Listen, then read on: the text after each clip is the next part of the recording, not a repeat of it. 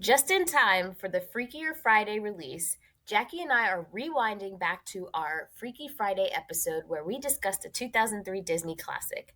So join us as we reminisce and look back at the Mark Waters hit with Lindsay Lohan and Jamie Lee Curtis, and of course, our good Chad Michael Murray. Buckle up because this one's a fun one.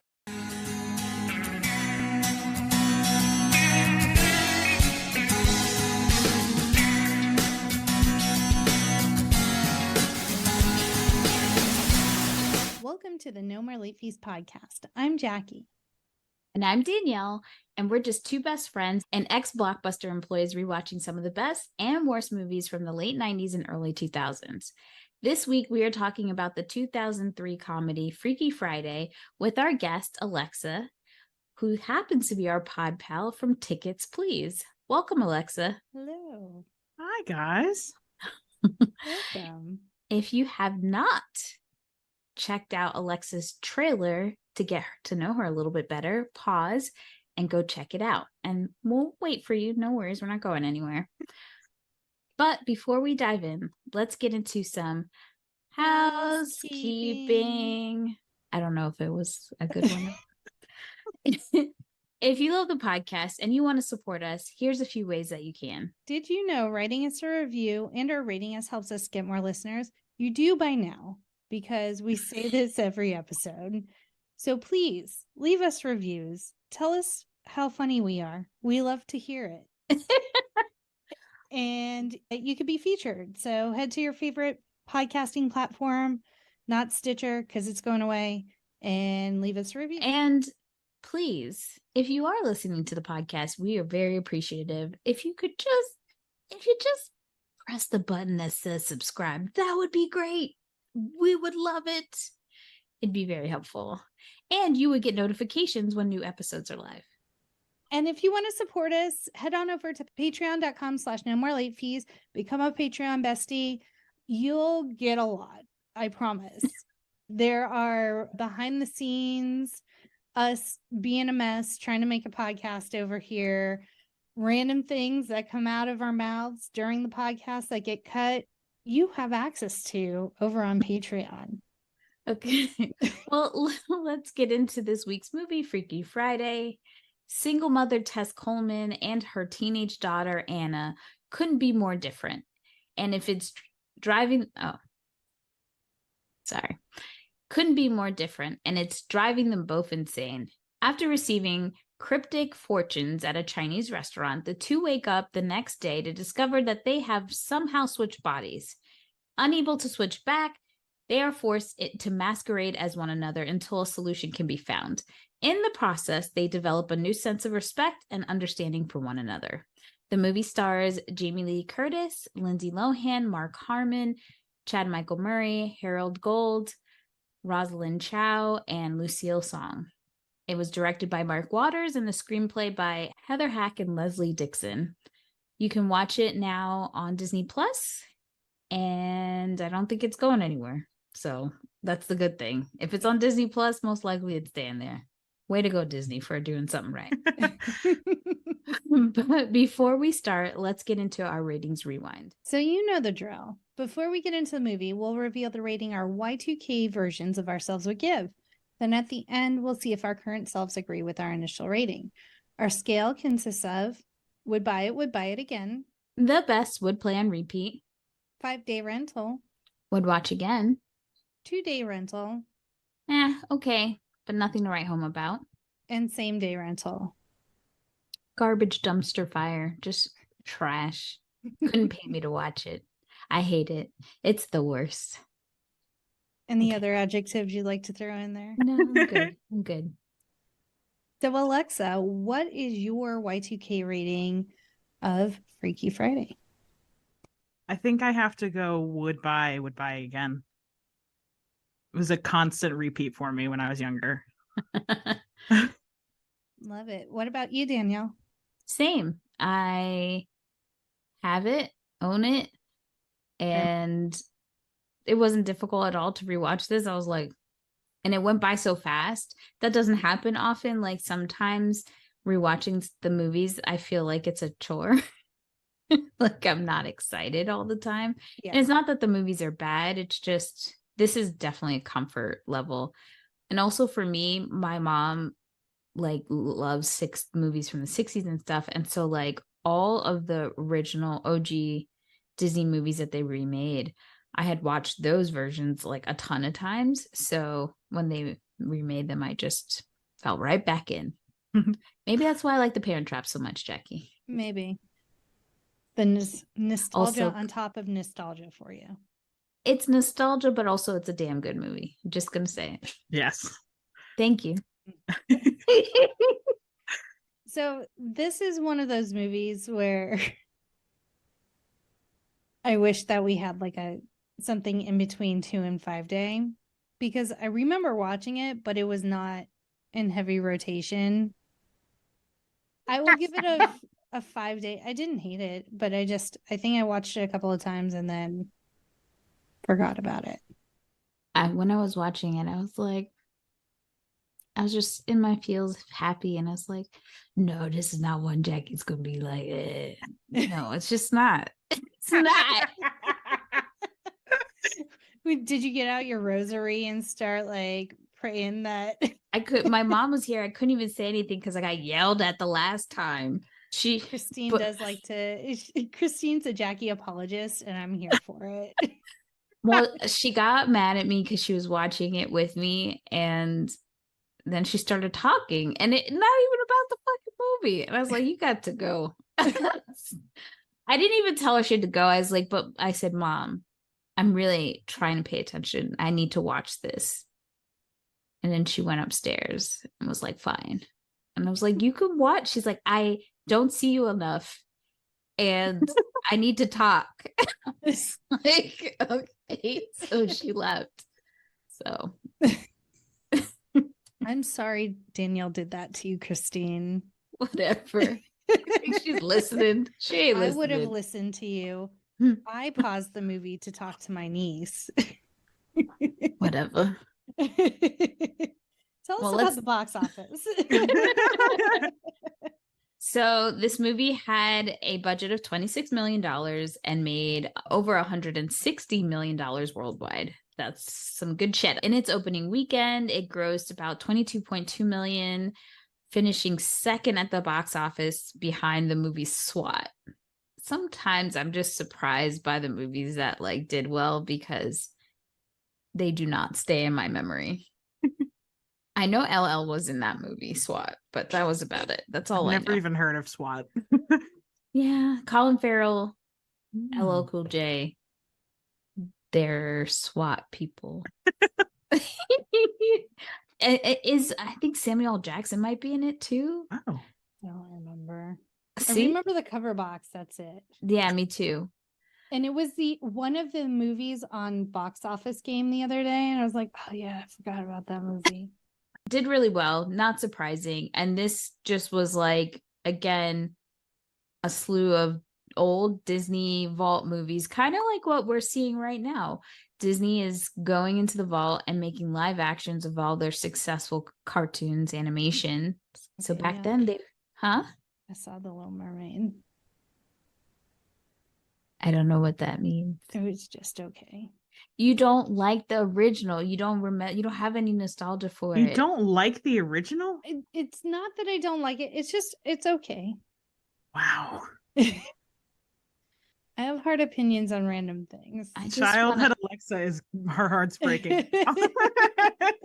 The thought that anyone could not like the original Little Mermaid. I don't know why you went to see the new one. I don't. Moral support because Alyssa wanted to go. Oh, poor I was Alyssa. being a good friend. Alyssa, I wish I was there. We would have She sang cried. together. Oh, And then I looked at her and handed her a napkin. Oh, God. All right. Let's hear a word from our pod pals.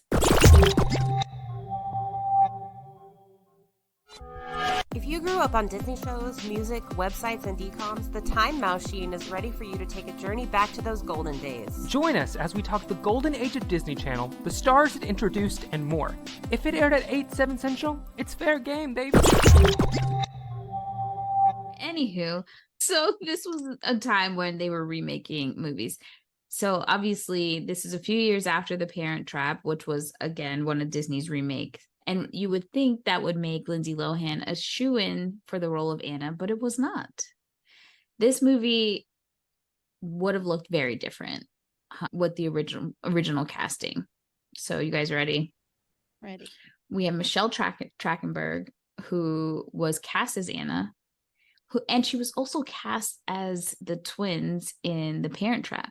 Both she had to back out of, and then went to Lindsay Lohan. Interesting. This time around, she had to back out because of her contract on Buffy, because she was playing Dawn at the time. Okay. I'm actually glad, because I hated Dawn on Buffy so much that I would not have been happy. As much as I think Michelle is a great actress, I wasn't in a state of mind. By the time she did Ice Princess, things had died down for me.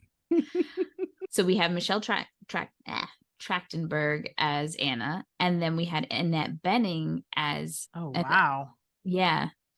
as Jamie Lee Curtis's role. But weirdly enough, and to this day we still don't know why, Annette Bening pulled out like 6 days before they started filming, and there's just like, there was no reasoning behind it whatsoever.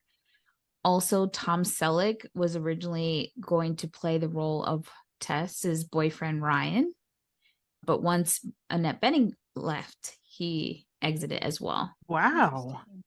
So a lot of, but I think the cast that they got was perfect. Yeah.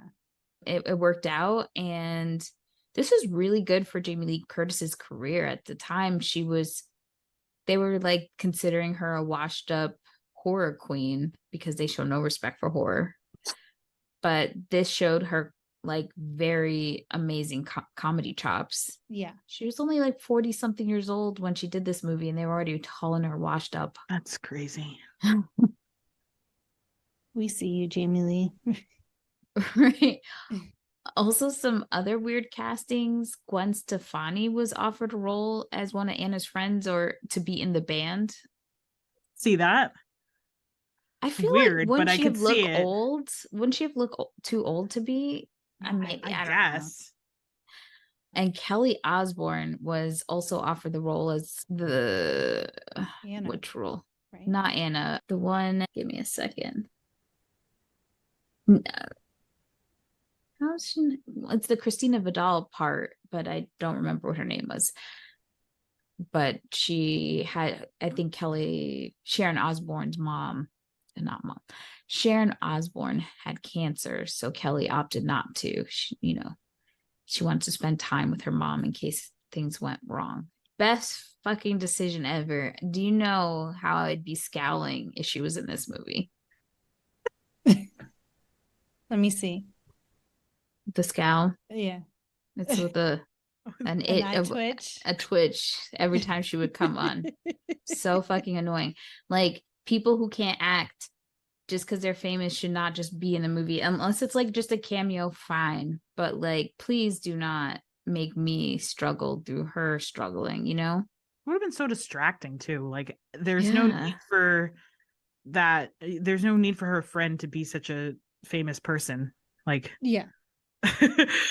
She's not in it that much where she needs to have like a huge name play the part.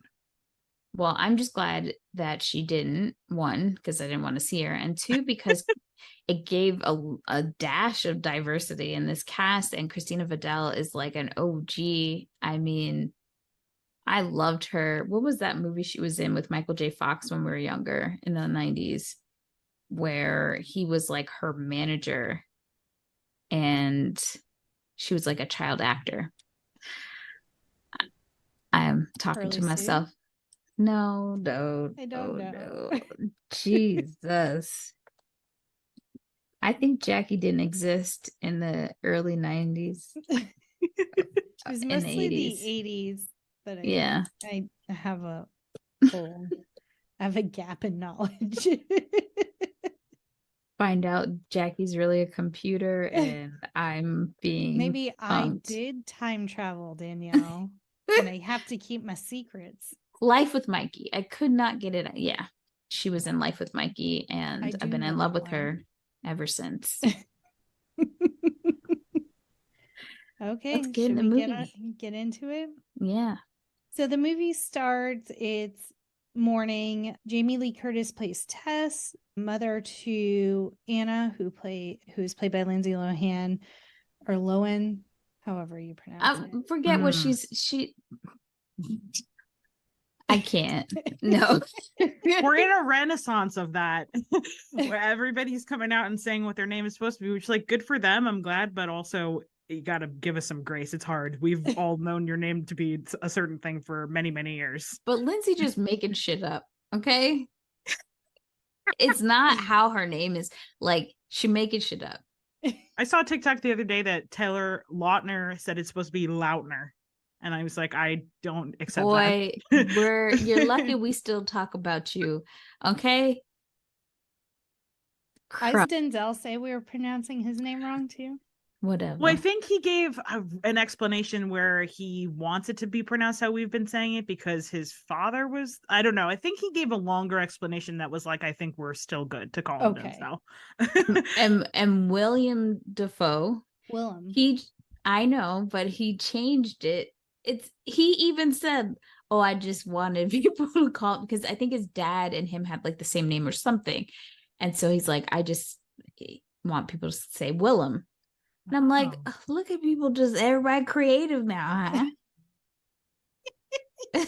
One day I will show up and say, "It's not Danielle, it's Danielle."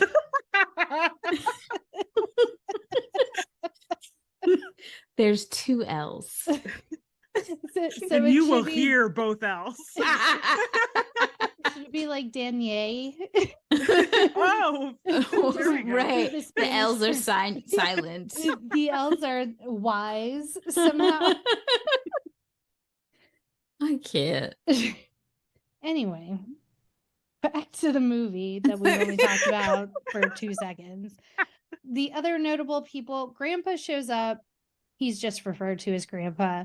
There's little brother Harry, and then the fiance Ryan. Is that his name?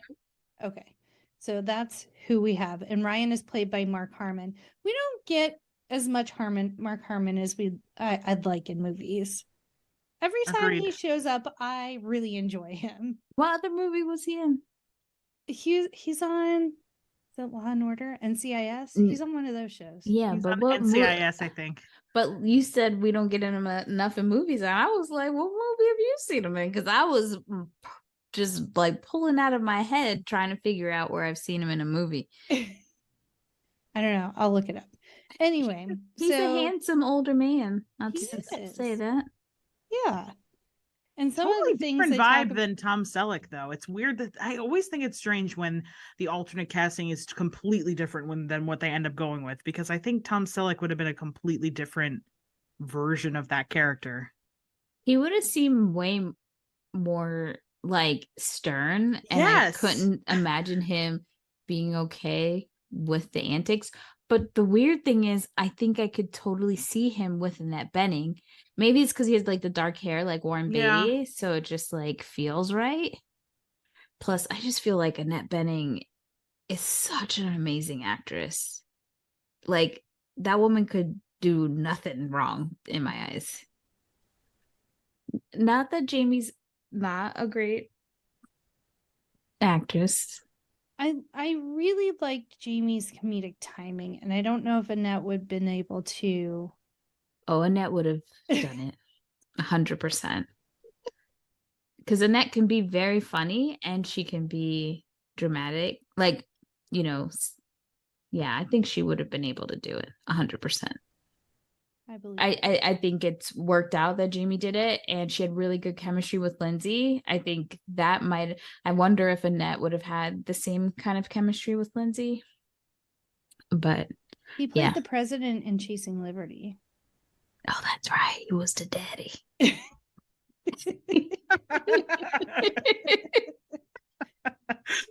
So Tess, the mom, is trying to get Annie out of bed. Typical teenager stuff.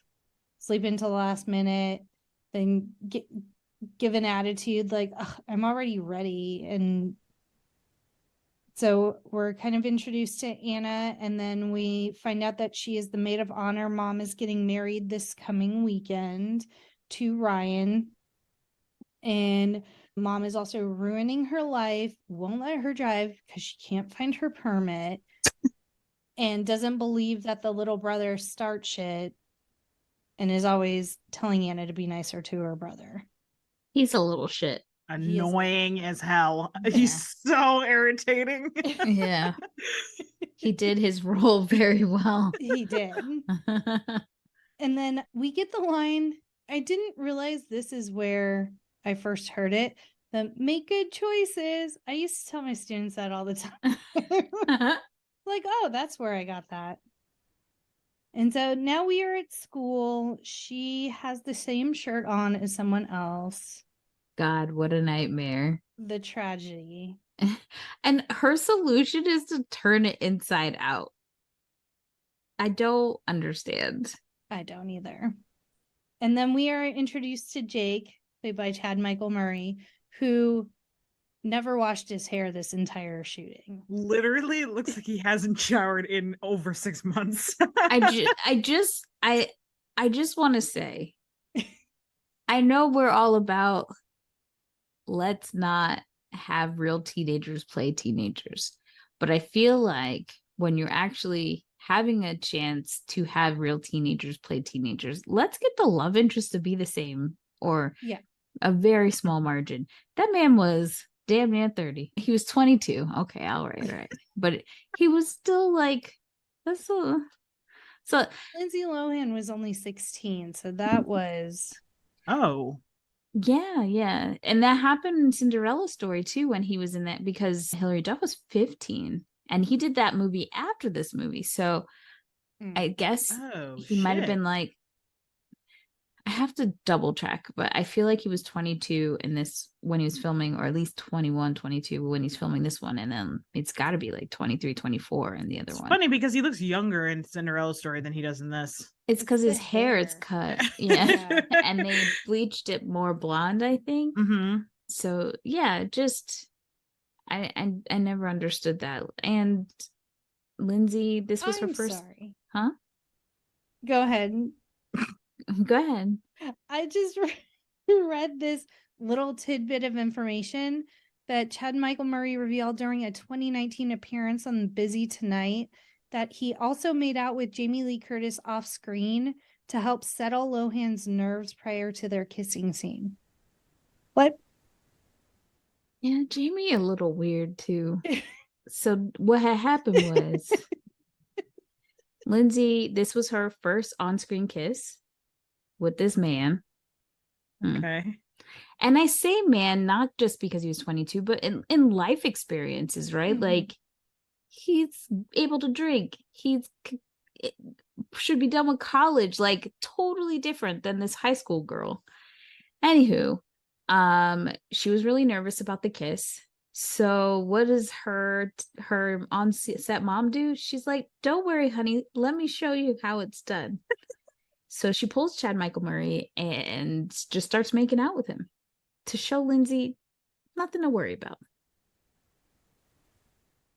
And her kissing scenes with him took like 15 to 18 takes and almost a day and a half, 2 days to film, because it was, yeah. She was living her best life. I guess. Yeah. So I think what makes me just so creeped out about the whole scenario is that on this movie, that happens with Jamie Lee, and she's kissing Chad for the first time on screen. But then when he does a Cinderella Story, it's even more creepy because Hilary Duff is having the same situation where she's having like a full-on makeout scene, having to have the scene with him, and the director pulls them both into their trailer and like tries to like have them practice in front of him, like in a real creepy way. We do not protect our children. That's what I'm gonna say. And then years down the line, we find out that Chad ends up like dating a girl that was an extra on One Tree Hill who was still in high school, when by the time he's in One Tree Hill, he's really a full-ass grown adult. Oh my God. You're just giving me more reasons to not like Chad Michael Murray, which I already had enough. Yeah. I don't know that man. I'm just telling y'all what I heard. Okay. Y'all could allegedly y'all can make your own decisions. Sure. So Jake walks right past her, doesn't even notice her. The way that he looked at her was almost like how Edward thought Bella smelled. Yes. Right? Like he kind of just is he like scowls at her. Yeah. And I'm like, ew. What is your problem? I probably Did you look in the mirror this morning? Right. At least wash my your hair hair. doesn't have enough grease to fry French fries with, bitch. And now we are in Mr. Bates' class. His name in it is an homage to Janet Leigh, Jamie Lee Curtis's mom, who starred in Psycho. And so Mr. Bates is a douchebag. He's holding a grudge, we find out. And so gross grudge. A really gross grudge. And Anna keeps getting failing grades because of this grudge, even though there's nothing wrong with her paper. And then we cut to Tess is a therapist, and we see, oh, my heart, Willie Garrison, Stanford from Sex and the City, R.I.P., is one of her patients, one of her more needy patients. He wants to make sure she's going to answer his call while on her honeymoon in Hawaii. I feel like I think just her role alone was like a really cool precursor to like what we experience now. If you think about how we grew up, people didn't have access to us as much. Like if you called us and we weren't home, you gotta wait, right? Yeah. She had like a Palm Pilot, a cell phone, could have had a beeper, like everything was buzzing. She was doing way too much, a whole bunch of multitasking, and I felt anxiety just watching her exist in that movie. But yeah, his character is, I don't want to say crazy because that's not right, but he's extra. He's clingy as hell. Yes. Neurotic. Yes. There's like a clinical term. Yes, there. And now we cut back to high school. It's time for volleyball, and there's this girl, Stacy, who I guess Anna used to be friends with when they were younger. And Stacy's just a mean girl. She's out to get Anna, whacking her in the back of the head with the ball over and over again. So Anna gets tired of it and she defends herself. And then she gets detention because of it. I feel like Stacy and Anna have the same dynamic essentially that Regina and Janice have in Mean Girls. And I mean, Mark Waters did direct both movies. So you have two girls who used to be friends in elementary school have a falling out, and now one picks on the other. Truth. So now we're leaving detention. Anna drops her bag. All her stuff falls out. And lo and behold, Jake is there to help pick her stuff up. He picks up exactly one item, and it is a guitar pick. And he's like, awesome. Are you in a band? What do you play? I use this to pick my nails, bitch. And he does offer her a ride home, but he has a motorcycle. So, I mean, Anna does have a good head on her shoulders. She says no, like, my mom will kill me if I show up at home riding on the back of a motorcycle. But also, she's not she was kind of scared too. Like, yeah, you've never ridden a motorcycle. That could be kind of scary. And it seems like she wants to continue the conversation, but she's like momentarily distracted, and she looks back and he's already taken off on his motorcycle. So now we're back at home. Distracted by that crazy ass teacher harassing her. Oh, about the honors qualifying exams that she has to take the next day. There's a lot going on in this weekend. It's not even a weekend, it's one day. Yes. We a have lot honors, going on. honors qualifying exams. We have mom's rehearsal dinner, and then soon Parent teacher conferences. Yes. A surprise guest appearance on a talk show. Yes. And then we have, it's not called the wingding, it's called the Wango Tango. Yeah. Oh, yes. Wow. There's just a lot going on this Friday. Too much. And so now they're at band practice. Sorry. They're at Anna's house and the girls are practicing. And then you see Tess come in struggling with the groceries. First and foremost, my mother would have been like, bring your ass and get these groceries out the car. You know? And then what we missed was that Anna's little brother is at his peak annoying when he's running around with the underwear on his head. I swear I wanted to shove him over. I can't. So, but also like how disrespectful, like the reason that she puts the underwear on his head is the fact that he is messing with her guitar, which is not a cheap guitar. Yeah. And not just like kind of playing with it, but like taking drumsticks and hitting it. Yeah. Just not good. So of course now he plays the victim as a man would. I'm just kidding. I'm just kidding. As a little brother would. As a little brother would. And so now the mom's only seeing one aspect of it, and she's stressed because she was at the grocery store. People were blowing up her phone. She's trying to plan halibut, not the salmon. Right. Trying to plan this wedding and everything. So she's just trying to get dinner ready. So much chaos is happening. And I'm sure she wants Anna to help a little bit, you know, but Anna, like most teenagers, are kind of just, they only see their world, and her mom can't get past her world as well. So they're on a collision course for sure. And so Anna's best friend gets a phone call that one of the bands has dropped out of the Wango Tango at the House of Blues and the following night, and they're all really excited, but then Anna's like, it's my mom's rehearsal dinner, I don't think I can go. Valid. Like, I get it, but if it's your mom's rehearsal dinner, come on. Let me tell you something. The way that I realized that I imprinted and related to this part of the storyline, when my mom was getting married, she was a nightmare. Okay. On her wedding day, I wasn't feeling like, I got sick. And she said to me, you're putting on that you're worse than you are because it's my day. Oh no. I was like, okay, so one of my new step aunties gave me some drug that had me high as a kite at that wedding. And I wasn't allowed to do anything. Like, I had to be there for all the events.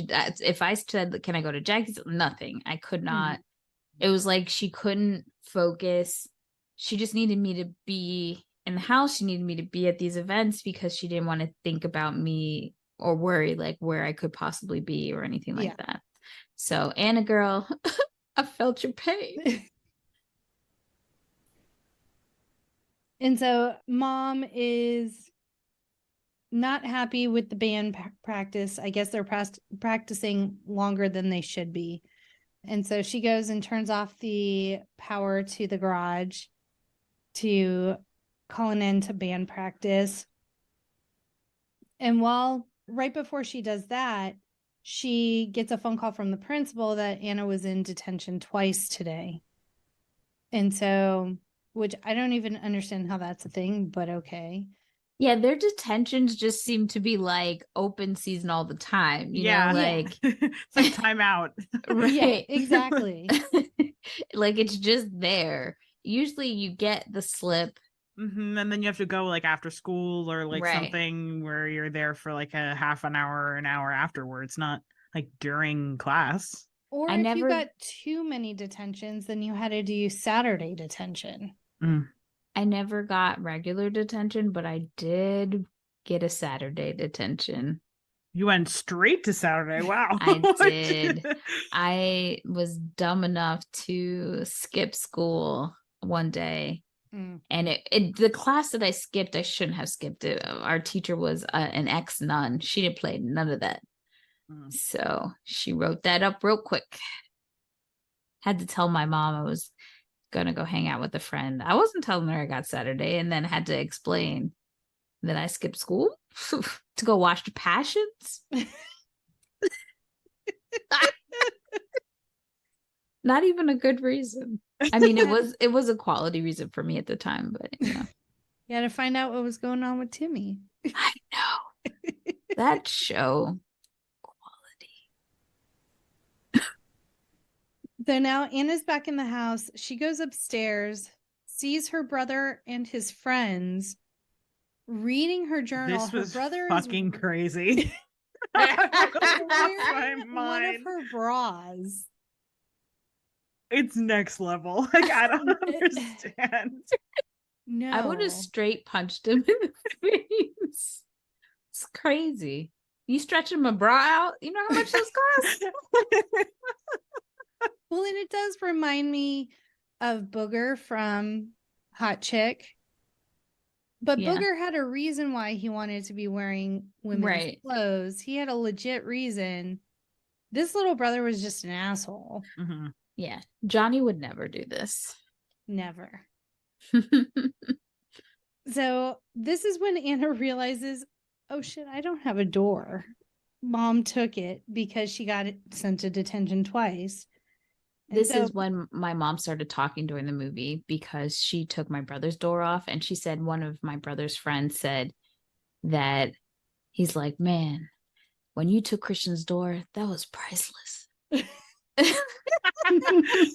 a bizarre punishment. I would never have even thought of it. Yeah. Sorry, my mom called. I'm just letting her know that I'm recording. Oh, no worries. So yeah, she has no door. And it's funny because like when she finds out, she like yells. By the way, the mom had like, did we say that she had cut the electricity when they were playing? Yeah. So Anna's already at like her point of no return. But Grandpa and Ryan are like, oh shit, here come the fireworks. And I love how Tess is just sitting at the dining room table, like calm and ready to give her the business. Come at me, bruh. Yeah. And I like how she says privacy is a privilege. But then they all go out to Chinese dinner. Right. Like, not you're staying at home and eating leftovers while we all go to a nice dinner. Anna gets to go. I just also don't. Anna doesn't trust her mom to listen to her. And Tess doesn't understand Anna or try to really listen to her, or even have the thought process of like, okay, it's not like my daughter to start a situation with someone. And Anna has already told her that her and the girl Stacy do not get along, and that Stacy is not nice. Like, they're not friends. Yeah. So it really pissed me off, because one thing I say about my mom, she ride or die. I don't fuck with somebody no more. She don't fuck with that person no more. Well, I think what the problem is that everything that comes out of Anna's mouth is like, Mom, like, don't you understand? Like, just say it like a regular person, Anna. Maybe she'll hear you. Yeah. A lot of hormones going on, emotions. Yes. Yeah. And we do see Stacy say hi to Tess, and she's like, sorry, guys. She's like sickly sweet about it. She's like, hi, how are you? So like, Anna's mom should be trusting her that like she's putting on that front, but the girl is also playing the mom. Doesn't even matter. My daughter don't fuck with you, I don't fuck with you. Or at least if my daughter is with me. You know what I mean? Yeah. Like, if once my daughter leaves, I'm like, oh, hi, Stacey. You know, something. But she just doesn't get it. But she gonna learn. She gonna learn today. So we're at the restaurant now.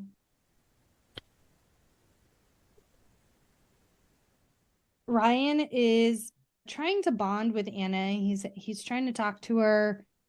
She's not being receptive to anything. She's just in her feelings that, oh my gosh, Jake likes me and mom took my door and no one ever listens to me. And so she's kind of just shutting Ryan down at every turn. Then Anna does ask if she could go to the Wango Tango. Mom says absolutely not. It's my rehearsal dinner. Are you crazy? And this is where we start getting into an argument. They kind of go into a back hallway. And this is where Asian Granny doesn't mind her business. Yeah. I, on one hand, love that there's some representation. Yeah. But on the other hand, it is very stereotypical Asian representation. Yes. Like, it would have been great if they were just, grandma maybe could have been a little crazy. That's fine. Yeah. Grandmas are crazy. But just, yeah. And in their argument, Anna does say, like, you wouldn't last a day in high school and your life is perfect. And it was like the trailer comment. I heard her say it and I was like, I can hear this in the trailer as the line they used to set up them switching bodies. So grandma comes by, hands them both fortune cookies. Anna then goes and locks herself in the bathroom to eat her fortune cookie. And so we get the split screen that we see on behind Danielle, and they both read their fortune at the same time. And then cut to the next morning, them waking up in each other's bodies. Right. There's like an earthquake that they only can feel, apparently. Yeah. And it's funny because they can only feel it in this part, but later inconsistency, they all everyone could feel it. Yep. Yeah. So I don't know that everyone else could feel it in that room because they're in the room with them, and when they were away from the family at the time. But that always confused me. Well, and then this makes, because Grandpa's from out of town, it seems, and this makes Grandpa paranoid about earthquakes the entire rest of the movie. He's triggered.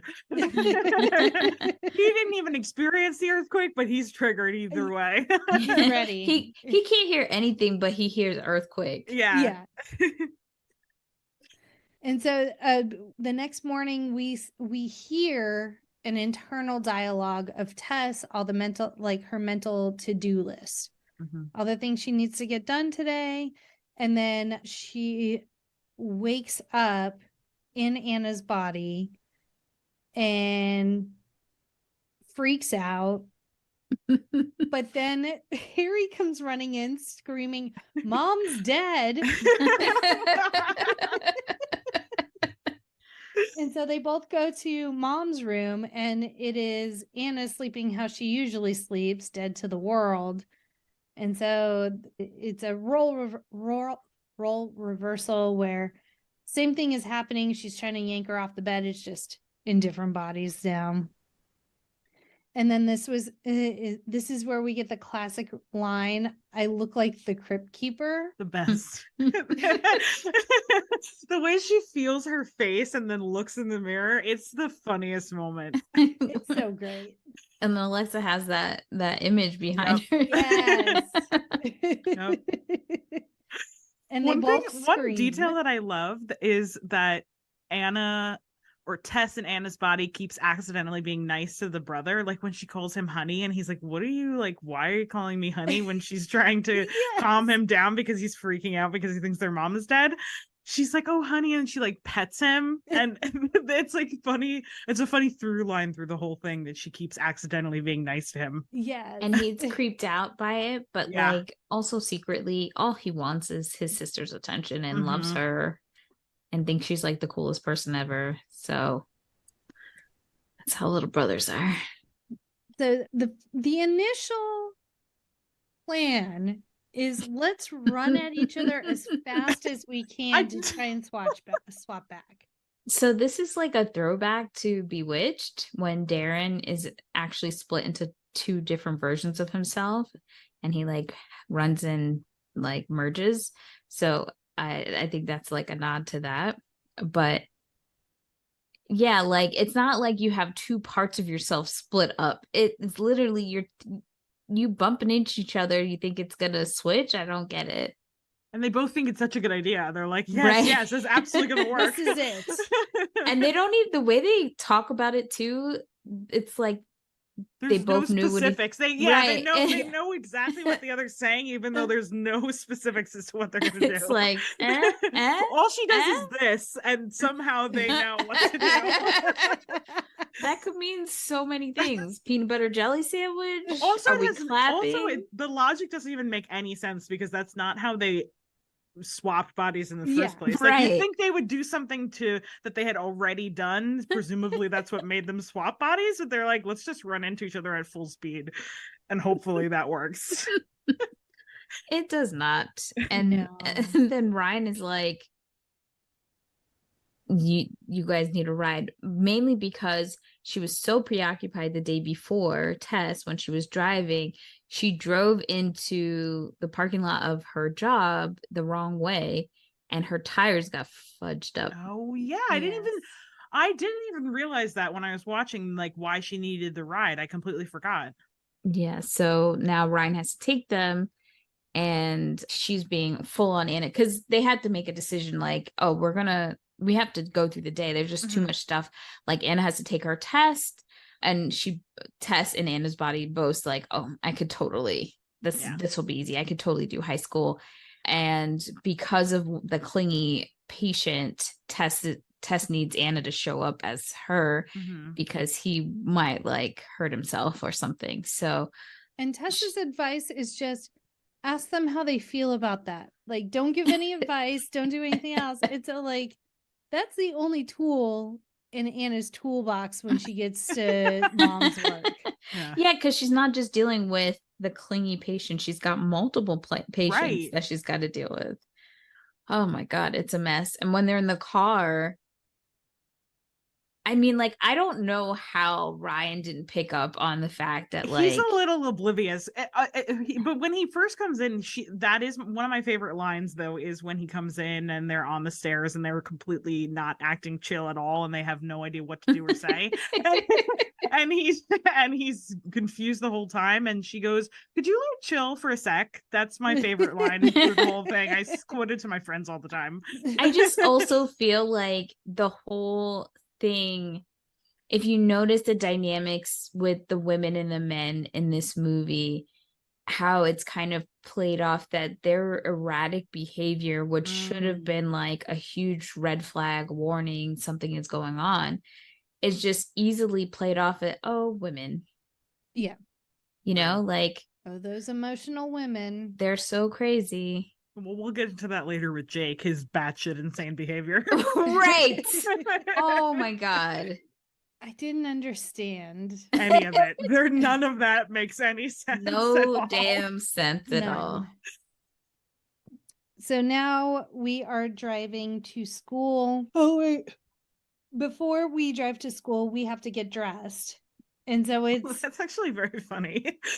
And it's Anna as Tess is in like a white tank top with like a black bra under it.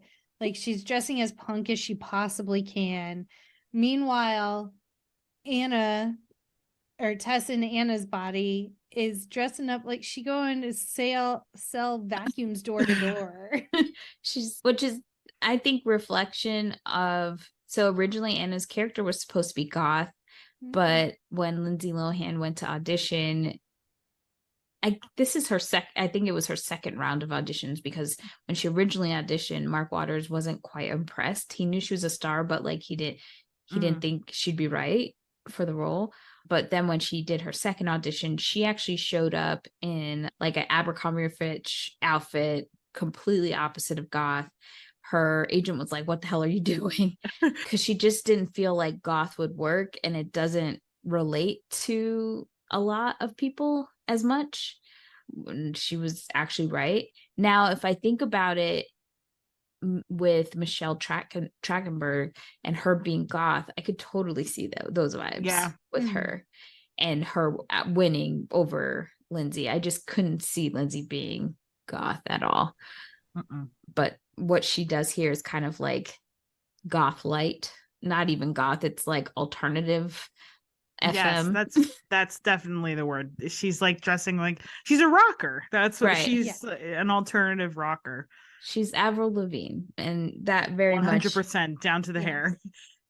That's what she was going for with the hair. Her hairdresser was so mad that she was messing up her highlights. Yeah, messing up her beautiful natural red hair with the What's blonde. funny is when I was watching this when I was younger, I thought her hair was so cool, and I watched it yesterday, and I was like, "Oh my god, it's so much even worse than I remembered it." Yeah, it's so bad. It's bad, and then like, it's true to being a teenager. Like, it's not brushed half the time. Right. Yeah, like it's a mess.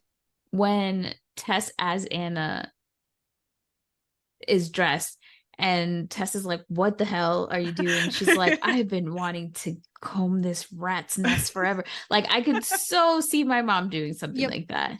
100%. My mom as well. I'm dying to get in this hair. So, and then their lines are so funny when they're like, she's like, all right, I'll drab down, and she says, well, I'll drab up and I'll grunge down is what they agree on when they're changing their outfits to be more what they're supposed to be wearing. They should have just let each other pick. I don't know why pick the outfit, right? Yeah, right. Like, they consult each other on nothing. That's the whole thing. Like, especially Tess as Anna, she doesn't even try to be Anna at school. No, she's just acting like herself as Anna. Yeah, it's baffling. She has no respect. That's the thing. Yeah.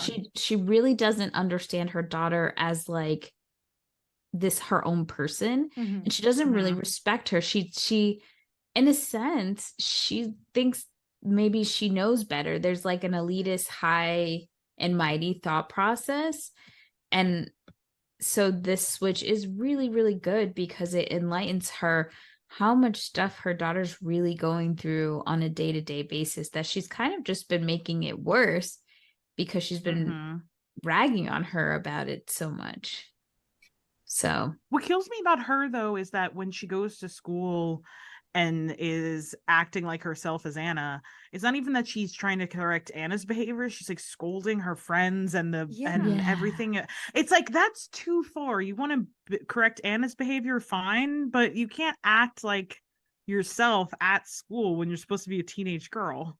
I think that's just how Tess, maybe that's just one of her flaws, that she, and also because she's a therapist, she's giving out unwanted advice because that's what she's used to. She's just seeing all these people that need help potentially. But I know if Jackie came to school and I was like, what the hell wrong with you? Like, they let so much stuff slide. They're just like too much on it. That's suspicious.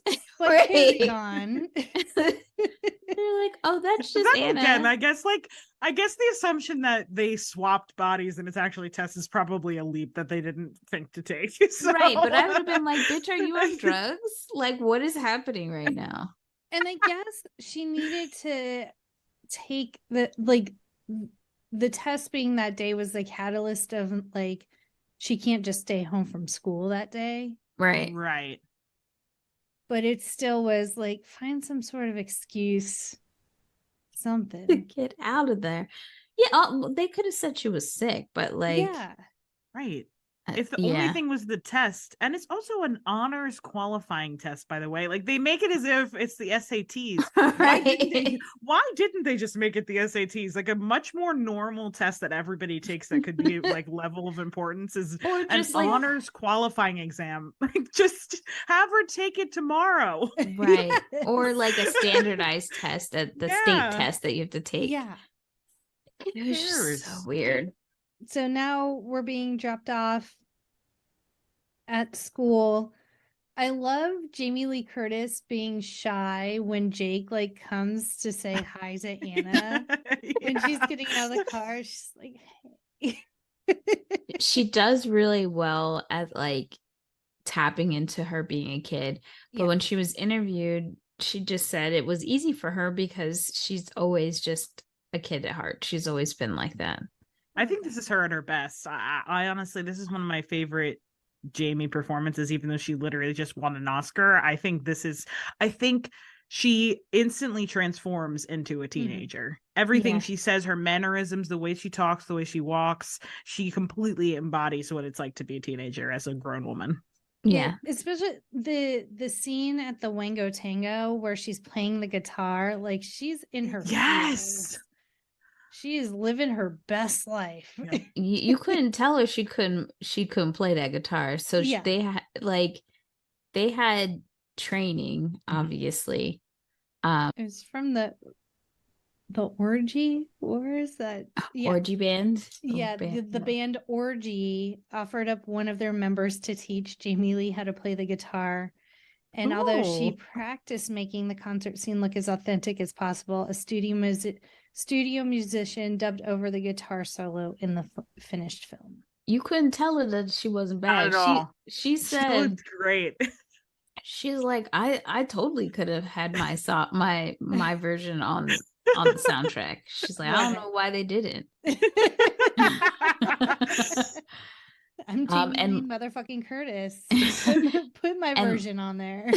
And Lindsay was pretty good. They said that she took to the guitar pretty well. She did really well.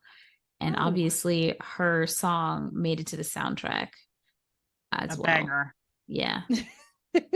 I like that both song.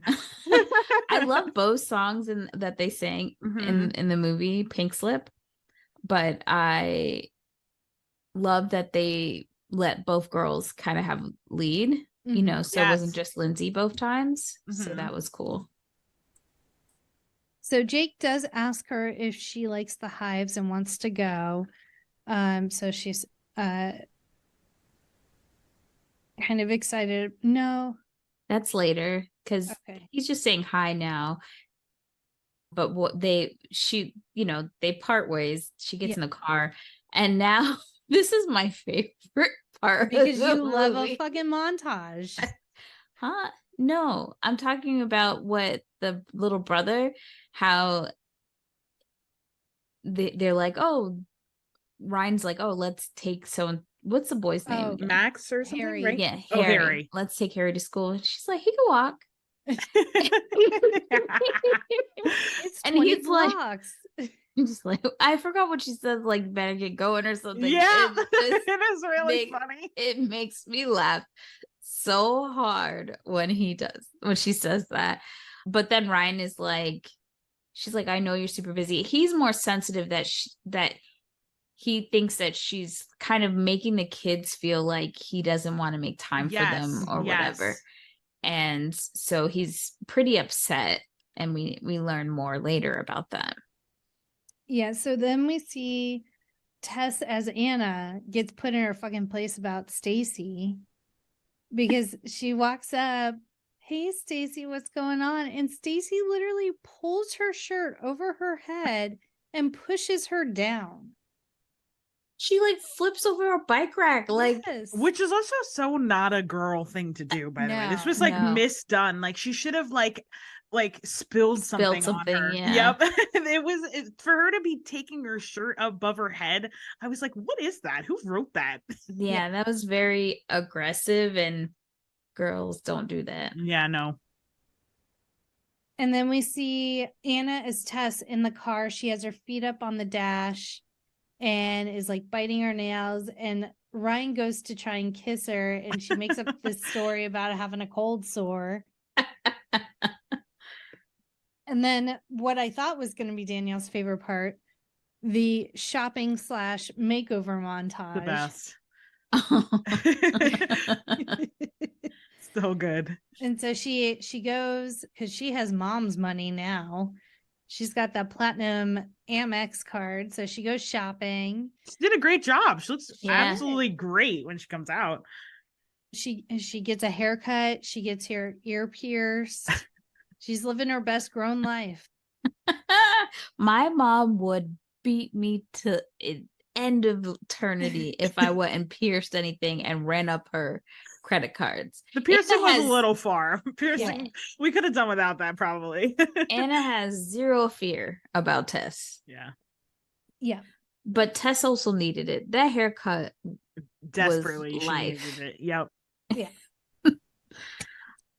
So now with Tess shows up at the office. The phones are ringing out of control. She gets her list of clients for the day. She can't see shit.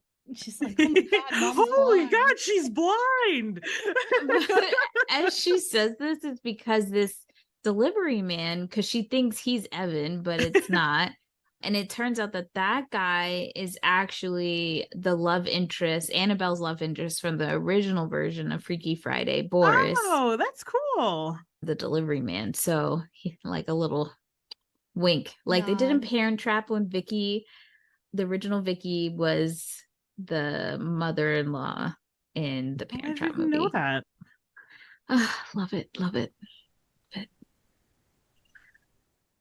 And then she answers one of the phone calls and it's a dentist appointment with the root canal. And I have so never related to anything more in my life. She's like, I'm not doing that shit. It's not even my teeth. Right.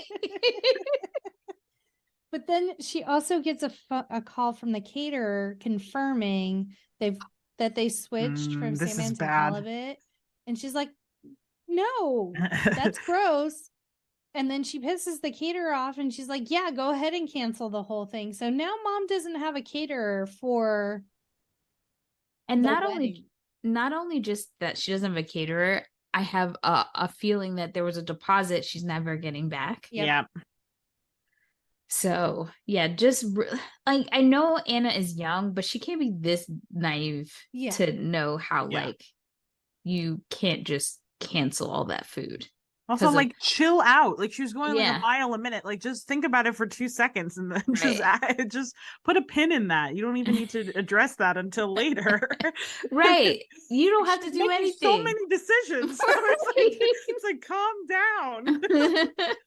Like, why not approach it like the dental appointment? I'm not dealing with that. Yeah, like I'll call you back later. I'll confirm later. Right, exactly. Call me. Can I call you back? I'm busy. Like, it doesn't need to be we're canceling everything. And that's when Evan comes in. She doesn't remember his name properly. She calls him like 3 and different he gets things. very offended. He does. And it's because Tess had like reassured him, like, all of his worst fears are coming true. Exactly. I see you. She's not answering the phones. And he's like, are you going to get that? She's like, no. He's like, I knew it. I knew you didn't answer the phones. So she's just like, okay, I'll answer the phones. And then we see kind of a montage of like her seeing the patients. And it's just her asking, and how did that make you feel? A bunch of times, even though the patients are like, and saying how they feel, really anxious, and she's like, and how did that make you feel? Anxious. I just said it. One girl, you can't even, she's not even making any sentences. Yeah, no. But my favorite was when a lady was talking about her daughter and how like she read her diary. She's like, whoa, violation. And I love, like, she has the yellow legal pad and it's all just doodles of like Jake's name and stuff. But once the lady said she was reading her daughter's diary, that snapped her back to reality real quick. And then meanwhile at school, Tess is in English class with Mr. Bates and he's having a pop quiz. So he's asking questions about Hamlet. Mom's like, oh, bet. I know Hamlet backwards and forwards. So he asks a question. She gives a really like insightful, thorough answer. And he's like, failed. That's you're really overreaching in your analysis. I just think it's crazy. Like, what kind of pop quiz is this? Is everyone getting a question? Right. You know, like, how much are the questions worth? Is this a Jeopardy situation? Like, I need to know. So what kind of pop quiz is just answering random questions aloud with the whole class? Like, right. That's not a pop quiz. That's like, did you do the reading? Right. And the first guy, he was like, leading him to the answer, and then he's like, you get a B. And he's then, like handing out grades too. Like, it doesn't make any sense. And then Tess gets an F just for being her. And Tess, as Anna, is thinking to herself, like, I've seen him before. How do I know this teacher? And then she realizes that he went to high school with her and asked her to prom, and she said no. And so he's been taking out on Anna this whole time. So she does say, like, we can let the school board know that you've been harassing the daughter of someone you asked out in high school. Yeah. Like, this shit needs to stop. So she kind of puts him in his place. And her friends are like watching. So now they think like she's awesome for doing that. Is this when does she go and take her test next? No, mom shows up in the Volvo. Right. That's the other weird thing is, like, mom shows They up, leave school in the middle of the day, and then she goes back to take the test. Yes. It makes no sense. Where did they leave to go? To the Chinese restaurant, right? Oh, Yes. right. They wanted to go. And this is where, Mama, what did you do? And Grandma's just like, I don't know what you're talking about. They're pretty much like, you need to look at the fortune and you need to, make it come true, essentially. Like, yeah, I think it's so funny when she tries to deny it at first. She's like, I don't know what you're talking about. And then they're like, we know you do. And then she caves and is like, all right, fine. So she brings Anna back, and I believe this is when Tess now meets Ryan. He surprises her with no, not yet. No, she has to go to the parent-teacher conference at Harry's the surprise parent-teacher conference, also in the middle of the day. I was making popcorn when this part came up. My bad. But as soon as the teacher came on the screen, I knew who it was. Did you know who it was? I didn't see this part. I was making popcorn. Disappointing me. Oh, it's Mrs. Fennell. Yes. Yeah. Mrs. Fennell from Veronica Mars. Which is also cool because Julie Gonzalo and Stace, who plays Stacey Hinkhouse, was also on Veronica Mars. Who did she play on Veronica Mars? She was their what's-her-face's college roommate that ended up dating Taylor. Is that her name? No.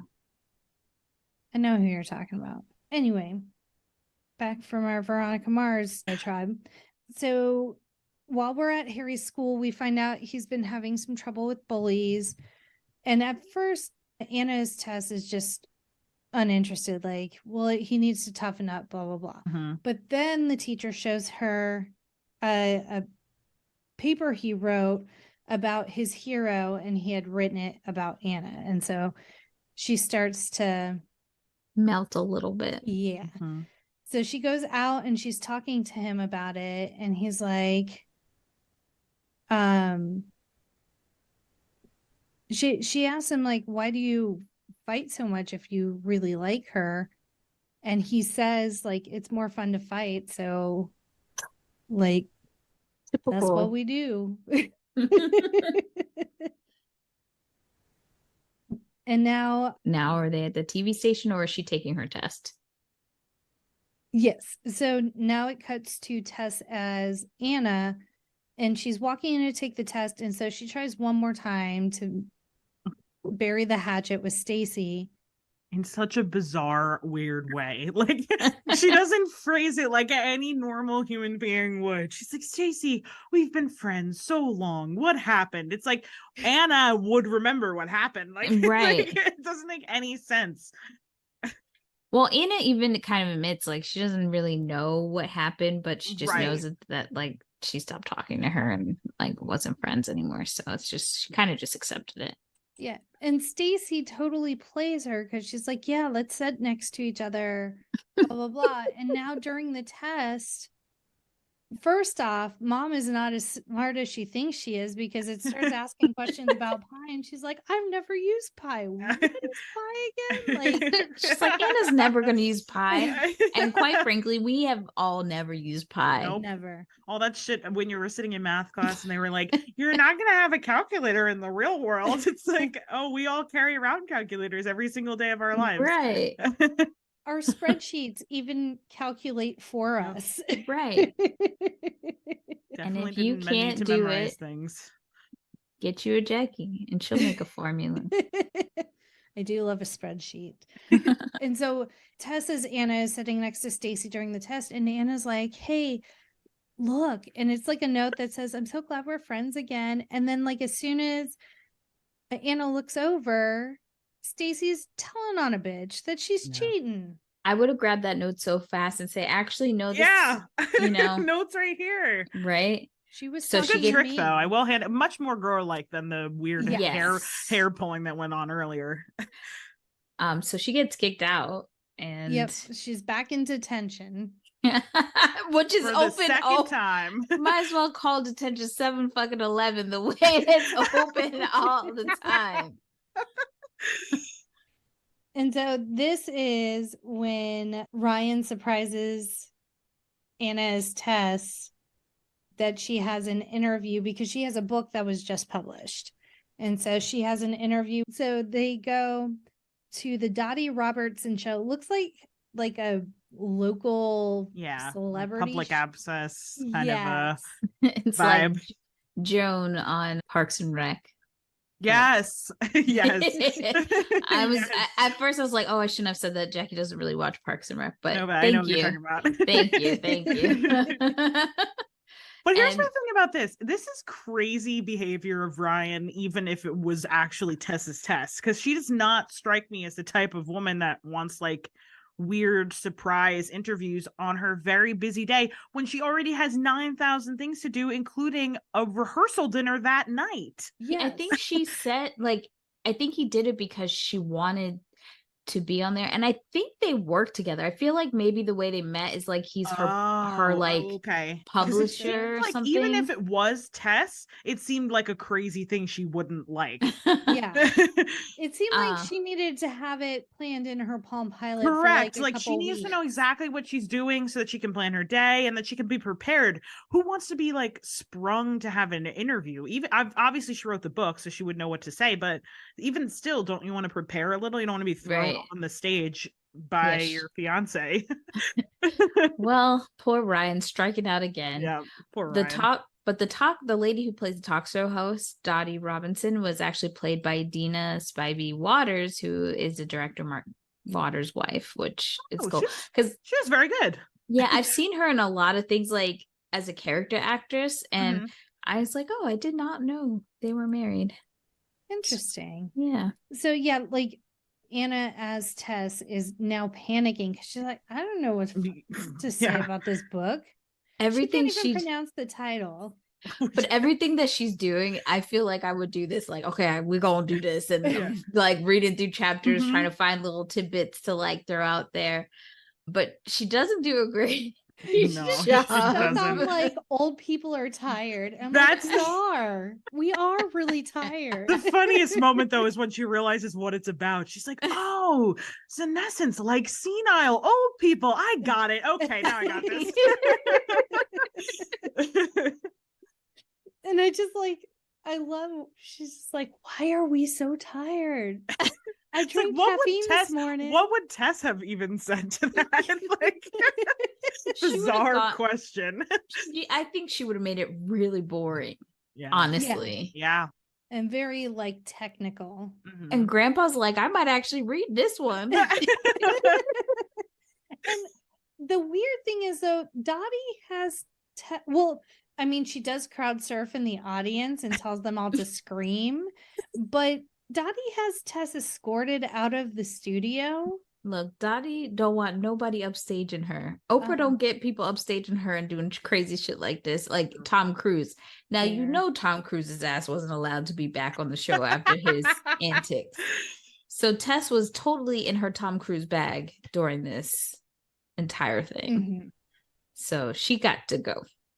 Yeah. She's on the no-fly list at Dottie's show. Meanwhile, Jake comes in and like he doesn't even sneak Tessa's Anna out of detention. They just walk out. Which also, like, he says he works there. So wait, he works there as what? Okay, Like, what is so he? yeah, because she's like, "Why are you always in detention?" Then he's Right, like, and he's "Well, like, I I work work here." here." How old are you? And works where? What is he doing? Every time we see him, he's walking around. I'm telling you, somebody need to check that pedophile list, that local list. He might be on it. And then he walks through. Okay. Number one, every school I worked in, like, the teachers' lounges were not set up that way. And the teachers ate with their like fellow grade level. So it was only like max, maybe like 5 or 6 teachers at a time. And usually teachers' lounges are not that nice. We sat at like the tables that the kids sat at, just in a room surrounded by like the copy machine and like the big paper cutter. So, but they walk through and it's like, it's filled with teachers just because they're all oblivious. taking the test. So I'm thinking maybe that's why they're all together, because you only need one of the teachers to watch them. Oh, I guess. And so the rest of them. But then the tests were already in the room, so they had finished checking the test? Question mark? Yeah. I don't know. Maybe school's over. I don't know, because detention is always Unclear. open. I don't know if this is an after school activity. Did the bell ring? I don't know. And then I got distracted because there was a Molly Maids ad on the TV in the teacher's lounge, and those ladies were doing some dancing that was questionable. I don't know. I was very confused. And then he's just like walks by all these teachers and lets her into like the like no student file room. Whatever he did at the school, he's being fired. Like, he's not going to work there soon enough. Okay, so he's not a student. I guess don't not. think so, unless he's like Wallace and was like a office aide during a couple of his periods. But he stay working. He stay having a job. And then he had an after school job. Yeah. He pops up at the cafe. So he lets her take no answers. He lets her finish her test, and she's like, now, because again, this is judgmental Tess here. She's been judging him, but now she's like, you know what? It's not so bad. But then she sees Stacy's test, and she's like, this bitch is going down. And she starts erasing all of her answers. And he's like, as she deserves. Yeah. But he's a little perturbed. He doesn't like this side of her. Yeah. So he's like completely turned off at this point. Which is so weird too, by the way, because he's like sneaking her the bad in. boy. Like, and he's like the bad boy. So what? He is like put off by her doing something like rebellious. It's weird. Like, he almost wanted her to be like nice and good. It's strange. I don't know if it's that she's the bad girl. Like, I think she kind of explains that, things went awry, and I think he's trying to be nice and help her out. I don't know if it's necessarily that he's trying to be bad, but I think her doing that shows her immaturity level to him in a sense. So I think that's why he's like turned off by it, because he's real super chill, real lax. Yeah.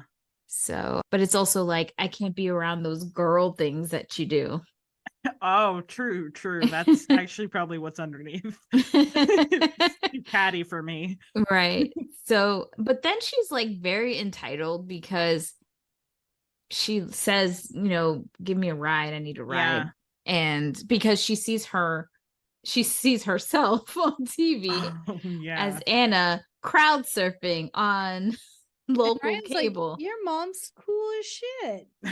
Oh yeah, because she's like the yeahs and blah blah blah.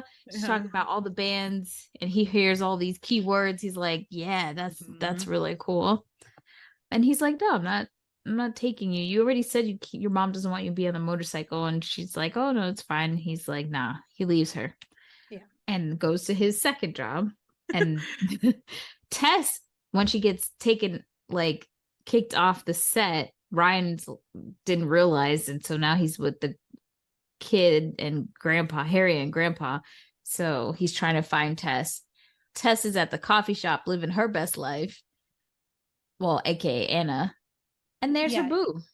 Yeah, Anna as Tess is at the coffee shop just kicking it with Jake. He's into it. They're singing a cover of Baby One More Time to each other. It's her mannerisms in that scene are so good, where she is such like a teenage girl when she's like hunched over and like talking to him as she's like playing with the straw wrapper. Yes. And then she asked him to give her a ride because she's got to get home. And so he's like, okay. So they get on his motorcycle. And Ryan is just confused, not because I think he tried calling her, doesn't know where she is. He turns to his left and there's his woman on the back of a motorcycle with some man. Just living her best life. The look on her face, she's like in pure bliss. Her. Yes. Just in a dreamlike state. Mm-hmm. I love her face in this scene. It cracks me up. So then when they all gather at home, Anna gets home. Well, Tess as Anna and Anna as Tess. They both get home, exchanging notes, kind of like bickering because clearly days didn't go the way they planned. Right. But Ryan is like, what the fuck, man? Yeah. Do you not want to do this? I saw you on the motorcycle. Anna can't think on her feet. And luckily, Tess, as Anna, is like, oh, mom didn't want me to hang out with this dude, but she was like testing me out. But like the way she responds is like, oh, really? Like, yes, shut up. Ruining my life. Well, and then Jake is outside singing Baby One More Time. That is the best part. That's his only likable part. When he's out there screaming the lyrics to Baby One More Time, I cackle. It's the funniest thing. Yeah. It's a whole lot. It's a lot going on. Too much. Anna as Tess has to get dressed. Then they hear Ryan, and Tess as Anna has to go and the way she debows his ass, completely knocks him to the ground. And now, and it was almost like he was in a spell. It's lit, my man. It's been less than an hour, and now you're trying to hunch my mom. You don't think that's love weird? With her, it's the strangest thing. And he's like, no, but the way he's talking to Anna, quote unquote, Tess, is as if that's not my fucking mom. Yeah. And so then what does Tess do as Anna? She makes out with him. And to say, oh, well, everything that my mom knows, it's because, I don't know, to me. So now he's confused. They go to the restaurant, which I call the Tower of Terror. Well, she does. I do love her line when she goes back to the car and she's like, well, he definitely likes you for your mind, because he's obsessed with whichever version she's in. So they go to the rehearsal dinner, and it's a shitload of people there. It looks like the wedding. It's nicer than the wedding. Yeah. It is. It's in this really lovely space. It almost feels like it's in the middle of maybe a museum or something. Mm-hmm. It's very nice, catered, the whole nine. They're both dressed black tie. Yeah. And Anna's friends show up to kidnap her to take her to the Wango Tango. Not let's talk about this. When you say kidnap, they literally were going to kidnap her. Literally, they have tape and everything. I'm like, what were y'all planning? Why did you think you tape and right? It's just beyond. But also, another question I had is is Ryan famous or something? Because why is there legit security at this party? Oh, yeah, I didn't even think about that. They find the girls. Yes. They're like, they're not on the guest list. I'm like, how thick is this part? Like, how exclusive is this little rehearsal that you have security and a guest list that you're really abiding to? And then Jake is just like, he just strolls in. Right. he just walks right in. No security for Jake. Yeah, he's dressed and in his regular clothes. Why are you here now? Like, it's so bizarre. And then finally Ryan's like, okay, it's gonna be 20 minutes. Just go. It's a block and a half away. Like, just go and come back. It's fine. No one thought of this sooner is beyond me. Right. I don't know like what the thinking even, especially since it's literally right next door. But that's because Tess never really originally listened to what the request was. But even Anna was like, oh no, I definitely am not going to be able to go because like blah, blah, blah. Like, you just pitched it to your mom as in like, oh, I'll be back in half an hour. I'm not even going to miss the whole rehearsal dinner. Is it literally across the street? Yeah. My friends will bring my guitar. Like it'll be all set up. I'm just going to run, play, come back. Not a problem. Clearly Anna is not the best communicator. No, not at all. No. So, but I do like that Ryan he's a good guy. Yeah. He's pretty great throughout. He gives a lot of allowances to Tess and her crazy behavior through the whole thing. Probably because I think he's also, I know I said it's like, oh, women being crazy, but I think he also chalks it up to the fact that weddings are so stressful. Yeah, she seems stressed more than anything. So he's kind of like giving her some allowance because of that. But I do like how he's very clear in his communication. Ryan is a good communicator. And yes. He says, one, I don't like that you would even imply that, like, you're making me out to be some step monster that I don't want to be. That's not the role. And if you think that's who I am or what I'm going to be, like, I don't want to be a part of it. Yeah. And also, you really should be going to support your daughter. Right. Like that he says something like, you always put the kids first and that's good. That's how it should be. That's how I want it. Like, that's how it always should be. So you shouldn't think that I'm trying to step into your being a mother. Yeah. So I thought those were really nice moments. And it's just perfect that Anna as Tess is the one hearing that. Because she was so like prejudgmental of him. Yeah, she didn't even give him a chance. Reason. She had her reason, but she definitely took no time to actually get to know him at all. And this was the first time she's really even heard anything he said. Right. Yeah. So now we're at the Wango Tango. Tess as Anna is freaking the fuck out. She's like, I can't terrible job. She doesn't even try to no. And the friends are so supportive. They're like, it doesn't matter if we suck. Like, we're just doing this thing. But at one point, her friend looks at her like, I'm gonna can you do stab something? You. Right. She's like, what are you doing? How is it that I've seen this movie so many times, and this was the first showing that I actually noticed that there were two guys in this band? I noticed the drummer was a guy. There's a second guy. Yeah. What's he another doing? Like bass player or something. Oh. Yeah. I didn't he had see curly him. hair.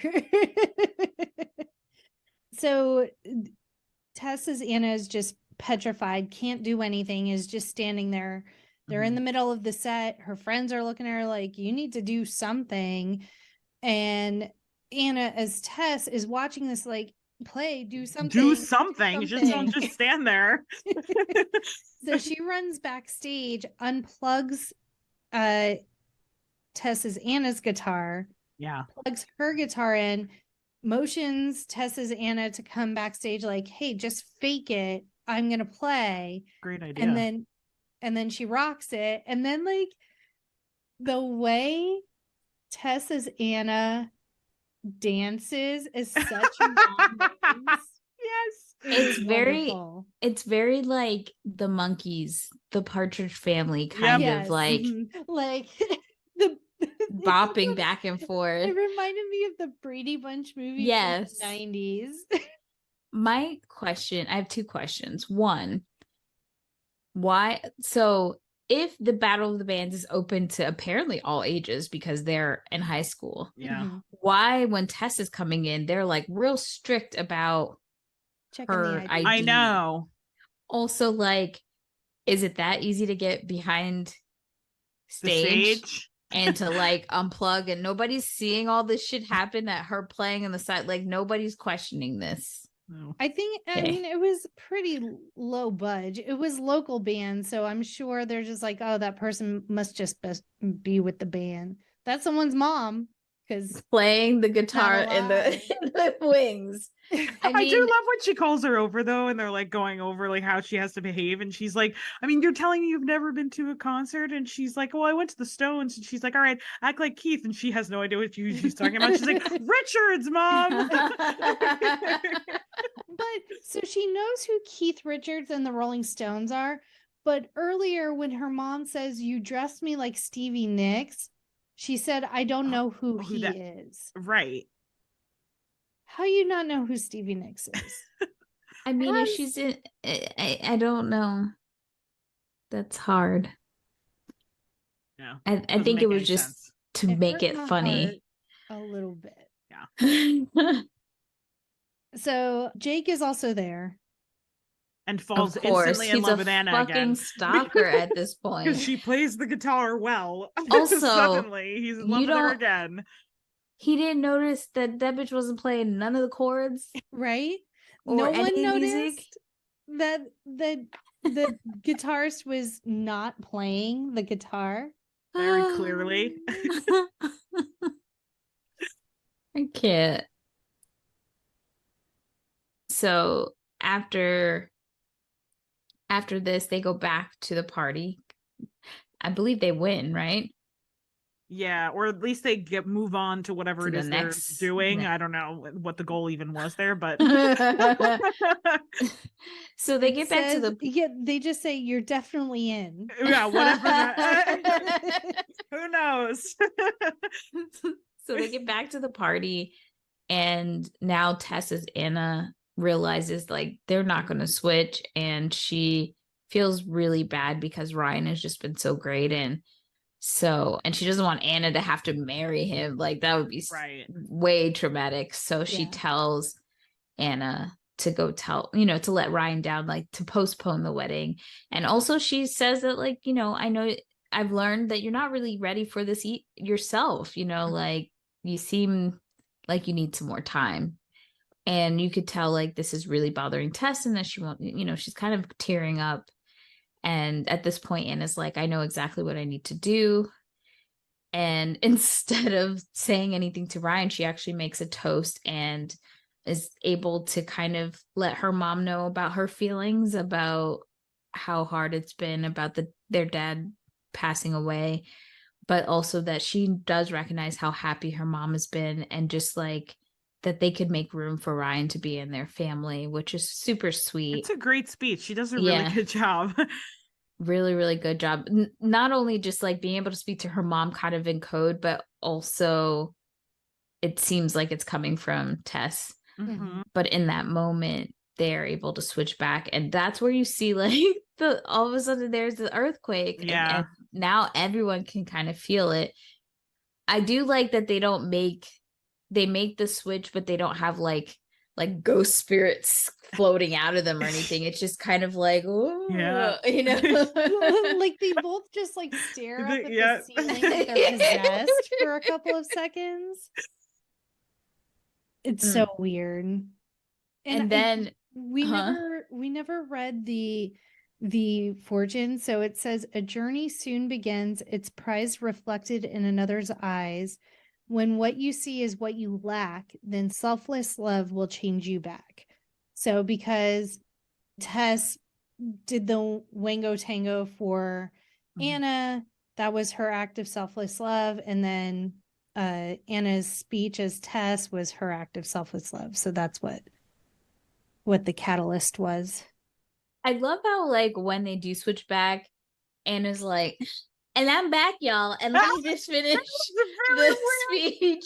Like the way she walks in was like, I've arrived, y'all. It was just so funny to me. Like, as if she was finishing the It's speech. like Lindsay Lohan forgot like that she's like, oh, I forgot how to act like a teenager now. Now I'm like, she didn't forgot the original character she was playing. Right. She's been so used to acting as Tess. Like, that's just me. Here I am, world. And so now it's the next day at the wedding. Anna is wearing a truly terrible, like, early aughts dress. So early aughts, though. I do love the color. Mm-hmm. It is pretty. It's all sorts of wrong. Yeah. Like, she looked so gorgeous the night before. I was like, just wear the black dress again. Mm-hmm. Right. And Tess's like Mormon dress that she's wearing, I wasn't a fan. It's like a dress suit or something. Yeah. I needed some flowiness, like that she had learned a little bit of youngness. Oh, or true. like a That would have been cape or good. something. Yeah. I was like, you look drab. You look like the 4th of July. Makes me want a hot dog real bad. Yeah. So Grandpa and Harry start arguing. Oh, and the whole thing, like, when they went back in to question the Chinese restaurant owner, she's like, do you need a caterer? And Tess is like, well, actually, Yeah. we do, because I kind of fired the old one. So that is the reason they are at the wedding. And so Asian grandma notices that Harry and Grandpa are arguing and runs over to give them fortune cookies because she has learned nothing. Her and her meddling ways. She thinks it works, and it did work. I mean, Yeah, it did. It's an extreme method, but it's not without its merits. Yeah. And so the daughter runs and tackles her and snatches away the fortune cookies. So to have a repeat. 2 things about this scene. So in an alternate ending, Harry and Grandpa do open the cookies, and they have like a body swap, and it kind of sets up a potential for a sequel, but it gets that would be a terrible sequel. So I'm glad that they didn't do that. Not invested in those characters whatsoever. Not at all. Secondly, there was a TikToker that slowed down this scene when Pepe comes to like knock them over. You see Harry change from a little kid to like a grown-ass man as the stunt double. God. Oh my gosh, that's hilarious. And all the times I've seen it, I never saw it before, but now it's like, can't see it.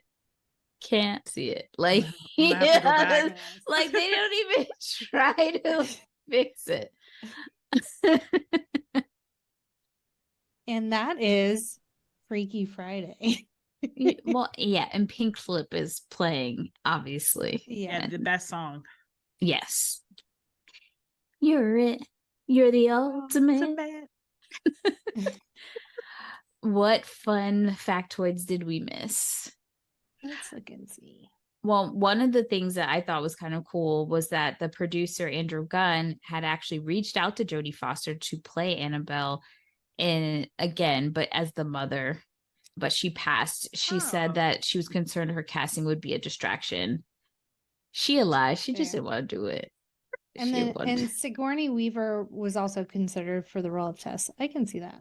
Which is cool because later, another movie, You Again, Jamie Lee and Sigourney played like rivals. Yeah. I like that movie. It's what else?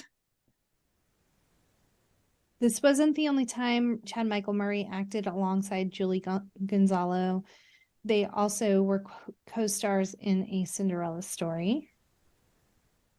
This movie was in the midst. This is the height of the Hilary Duff and Lindsay Lohan like beef. Mm-hmm. Well, and Chad Michael Murray was a damn chess piece in their horrible hatred for each other.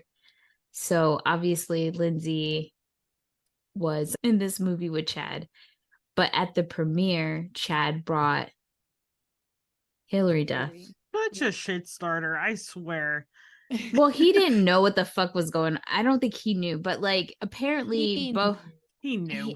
I think both of them were like talking about each other or whatever. And the both of them worked really hard to like kick each other off, to get each other off of the red carpets and all sorts of stuff. Like I don't think I knew all this. Damn. Oh yeah, it was pretty bad. So apparently there was an episode called Those Freaky McGuires, an installment of the Lizzie McGuire show that was considered a fourth version of the Mary Rogers story, who's the author of the book that this is based on. And McGuire's star Hilary Duff had the rivalry with Lindsay Lohan. So apparently Hilary was mad, allegedly, of losing out on this role. So she demanded that her show get freaky for one installment, like a Freaky Friday episode. Oh my God. But yeah, these girls, the back and forth was insane. One day I think when we do a Cinderella story, I will do a full timeline of much like the Ben Affleck J-Lo timeline you did. But there's just so much to dive into. Like there's a lot. There's the Vanity Fair cover that they did. Oh, that I remember. Where Lindsay had to be photoshopped into, there's like a panel with the two of them and someone else. Like they could not even be together. It was bad. I didn't know that. Yeah. Allegedly. Well, it's not allegedly. It all started because of R.I.P. Aaron Carter. And it just snowballed into craziness. Oof. Chad Michael Murray. At the center of it all. Yeah. He was not allowed to ride the motorbike during the movie and was only allowed to pose on it for scenes where it was stationary, which is true because if you know the scene where Jamie Lee is like on his holding him, you don't see his face. It's just a motorcycle helmet. Yeah. Oh, I love this one. So Jamie Lee Curtis, when she found out that Lindsay Lohan was going to be playing the daughter role, she was like, oh, the girl from the Parent Trap, which twin did she play? I see. Jamie Lee is just like us because I really thought. Oh yeah, when I was younger, I thought that they were two different girls too. Yeah. And Mary Rogers, the author of the book, considers this the best adaptation, calling it the first time the characters seemed real despite the unreal goings on, and plucky instead of whiny. Oh, that's cool. Nice. And the shots in the opening credits are actually photos of Jamie Lee Curtis and her daughter Annie Guest. Which I figured that they looked like real photos. Yeah. And then apparently, like they weren't weird Photoshop. Right. It was like, that's definitely a photo of Jamie Lee and her daughter. And apparently Dina Lohan was in the final scene. She's in the background dancing with an older man, but there's an awkward moment where she is seen looking directly at the camera. One job, Dina. Good job. Kudos. You had one job and you did it poorly. I think Mark Waters also makes a cameo in the wedding as well. You see him holding a baby or something, I believe. I noticed that baby. I was like, why is that baby here? I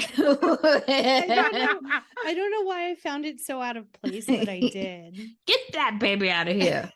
All right. Well, before we go into our ratings, why don't you tell us how everyone can find out about your podcast, Tickets Please, and where to find you on social? So my podcast that I co-host with my cousin Catherine is Tickets Please. You can find it wherever you find your podcast. If you're listening to this, you already know that. And then we are Tickets Please Pod on TikTok and on Instagram. And you guys know this by now, but just a reminder, we're at No More Late Fees on Instagram, Facebook, TikTok, Twitter, YouTube, and now we are Threaded. So check us out and make sure you follow. I'm making fetch happen, Danielle.